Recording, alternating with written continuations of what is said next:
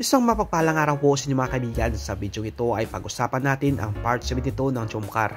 May pamagat po ito na naidismayado ang pag-amin ni Jomar sa harap ng magulang ni Carla.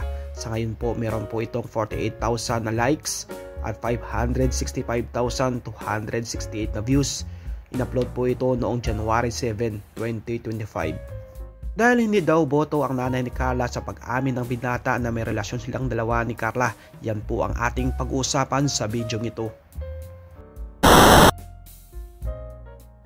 Inulan nga ng samot-saring komento galing sa mga fans ng Jomcar ang pag-amin ni Kuya Jomar sa relasyon nilang dalawa ni Carla, dahil makikita po mga kaibigan sa video na parang hindi po masaya ang nanay ni Carla sa pag-amin ni Jomar na may relasyon nito kay Carla.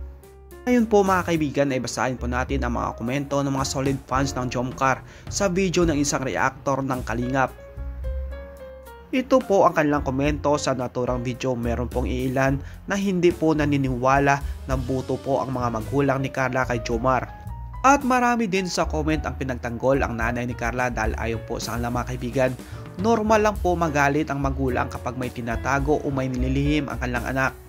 Ayon po sa kanila mga kaibigan ay normal lang talaga ang reaksyon ng nanay ni Carla dahil nagulat po ito sa sinabi ng binata na sila na ni Carla na hindi po nila alam na mag-asawa. Marami pa rin mga fans ng Jomcar ang naniniwala na sobrang boto ang mga ito kay Jomar dahil alam naman po natin mga kaibigan na maganda po ang pinapakita ni Jomar kay Carla at pati na po sa kanyang pamilya. Sana ay maintindihan po ito ng karamihan dahil nag-aaral pa ngayon ang dalaga. Priority po ng mga magulang na makapagtapos ang kanilang anak at mabigyan po ito ng magandang kinabukasan.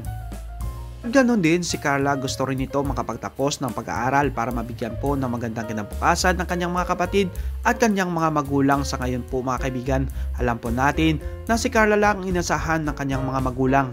Ano po ba ang masasabi niyo mga kaibigan sa mga nagsasabi na hindi boto ang nanay ni Carla kay Jomar?